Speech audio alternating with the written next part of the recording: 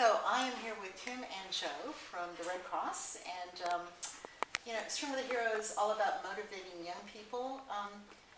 Red Cross clearly has humanitarian values. Tell me about how you both, what inspired you to get involved?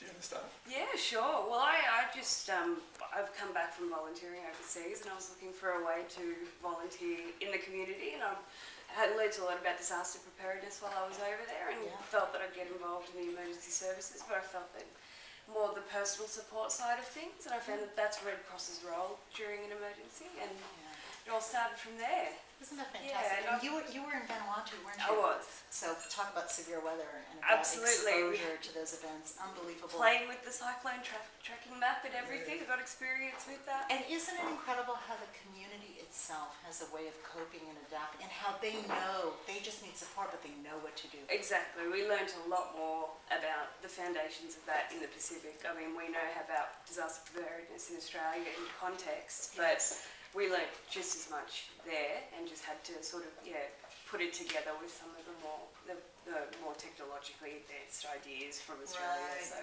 Oh, look, that's very cool. Tim, you work at Red Cross, Yep. and obviously Jo is one of your star volunteers. He is.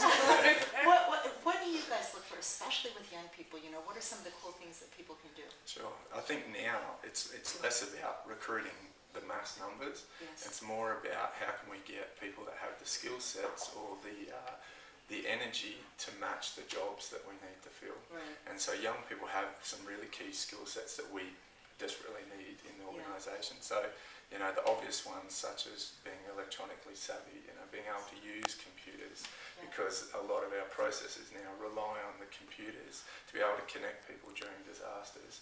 And so young people, the ideal volunteer is to sit behind a computer and take phone calls during an event that then connects the people that are looking for those people.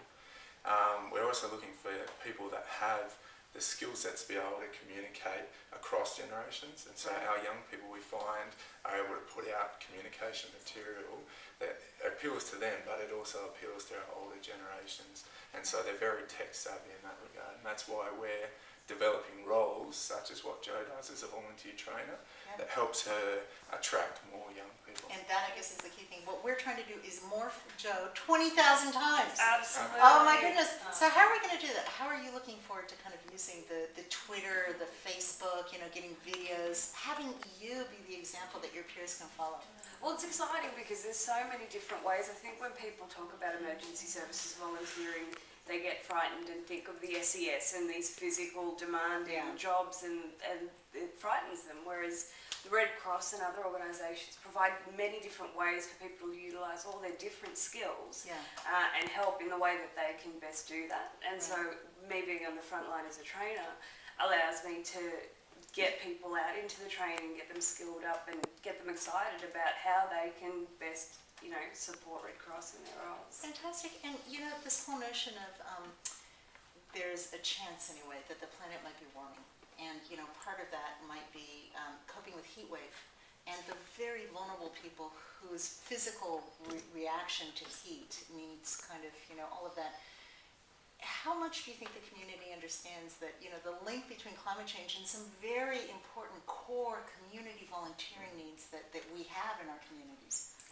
There's a number of different things we could probably talk about there, from the emergency services down to other Red Cross services like telecross, where we have the vulnerable populations with the older generations who live alone, for example, and we have services where people call those people once a day to make sure they're all right and make sure that if there is difficulties, we can start looking at addressing. And we're going to talk to Ben about that in a minute, and Ben doing that when Sydney goes over 45 degrees over a couple of days in a row, and picture what they're predicting for Melbourne. It's like we are going to need to look after each other unlike ever before, and young people are good on that part, aren't they? Okay, well listen, fantastic. We're so excited to have you involved, and we can't wait to see Jo out there. Woohoo! Thanks so much.